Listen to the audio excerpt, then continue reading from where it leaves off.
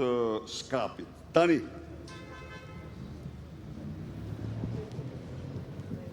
kreu i gjykatës speciale, gjykatësja, pseudo-gjykatësja me 5 mbiemra, është një mashtruese ordinere dhe delinkuente, e pa turp, e pa cip, subjekt i ligjit. Ndërsa deklaron në formularët e saj që i ka dorëzuar motrës Belinda Lubi Ballukut se nuk ka marrë ndonjëherë dënim në ndonjë vend, siç kërkon formulari, a jeni dënuar me burgim në vendim gjyqësor jo përfundimtar nga një autoritet? Jo, thot. A jeni dënuar? A është marrë ndonjëherë mas dëbimin nga shteti huaj? Jo, thot. Irena me 5 mbiemra. Por këtu shqiptarë duhet të mësojnë se kjo delinkuente me datën 31/3/2003 ka firmosur tek noteri Feyzo Behaj prokurën për vete duke u paraqitur dhe si bashkëshortja e Stefan Gjokës.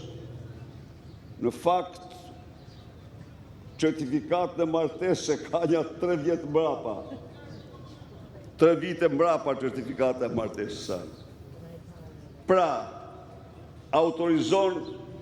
autorizon të drejt përfaqësimi Andon Ikonomu, avokat, me siguri, të paraqes çdo lloj prove të nevojshme, si dhe të nënshkruaj të marrë në dorëzim çdo lloj akti që është i nevojshëm për heqjen e masës së dhënë.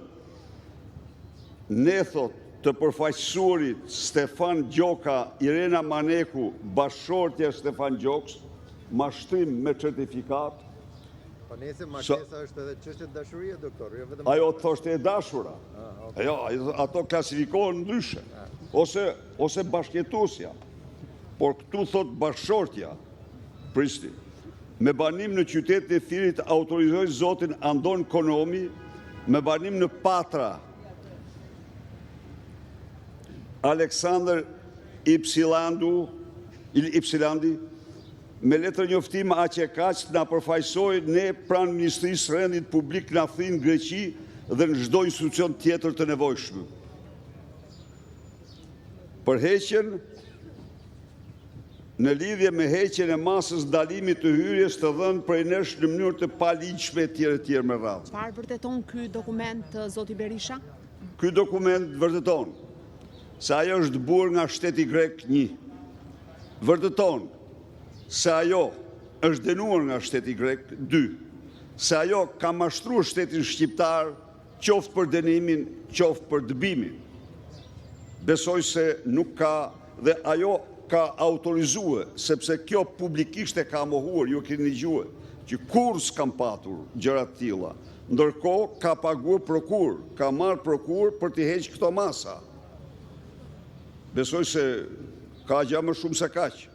Nuk mund të bëjnë, nuk mund të ketë mashtrim më ordiner dhe më të dënueshëm se ky, sepse këtu ka një formular, të cilin sigurisht ja mbyll Lubia. A është marrë ndonjëherë për ju masë të bimit nga një shtet i huaj? Jo. A jeni dënuar me burgim në vendin gjyqësor, jo përfundimtar nga një autoritet gjyqësor shqiptar ose i huaj? Jo.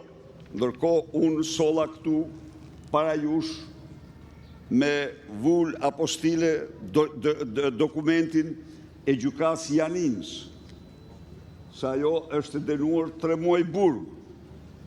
Pra, si që shifni, gjykata speciale kryesohet nga kriminal special.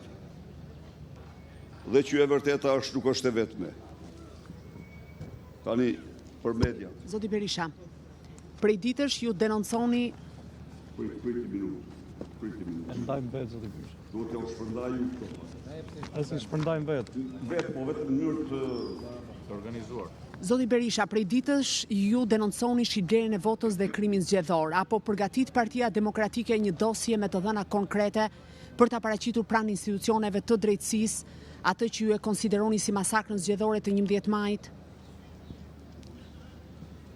Partia Demokratike, siç mund ta dish ti, ka dorëzuar gjatë fushatës elektorale mbi 15 padi, të cilat natyrisht do të kenë fatin e gjitha padive tjera, sepse në krye të amnistisë së krimit elektoral qenon ai që amnistoi dosjet 184 dhe 138 apo 39 qenon vet Altin Dumani, shërbëtor i shpifur i Ulsi Manjas dhe Arben Rakipit, i keq përdorur në shkallë ekstreme nga Edi Rama.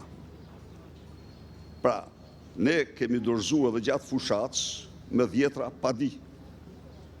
Por kjo nuk do thotë se Po në SPAK ka dhe prokuror tjerë, zoti Berisha, të cilët mund të marrin në shqyrtim kallëzimet tuaja nëse ju keni prova dhe fakte për krim zgjedhor. prokurorë të tjerë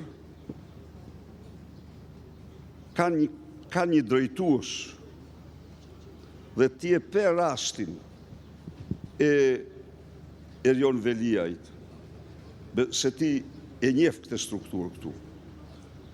Nuk të bëri për shtypje se si i arrestuari me firmë të Altin Dumanit, për këtë gjë u bë fajtor Olsi Dade. Se unë i kisha kërkuar një herë çka se djali më duket e ka kandidat për deputet socialist. Ose mund ta ketë pas, pra, me një fjalë. Për të mbrojtur Dumanin, ja veshën të gjitha ato që kishte bërë Dumani Olsi Dades.